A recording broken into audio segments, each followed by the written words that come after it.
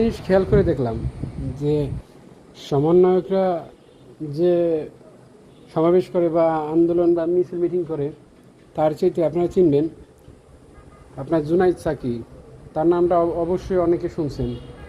সে হচ্ছে গিয়ে শ্রমিকদের জন্য এবং হচ্ছে গিয়ে ন্যায়ের জন্য লড়ে, ন্যায়ের জন্য কথা বলে, ন্যায়ের পক্ষে কথা বলে। তা জুনাইদ সাকিরে দেখলাম যে এই কয়টা প্রোগ্রাম করতে যত লোক, আমি এনসিপির কোনো প্রোগ্রামে এত লোক দেখিনি।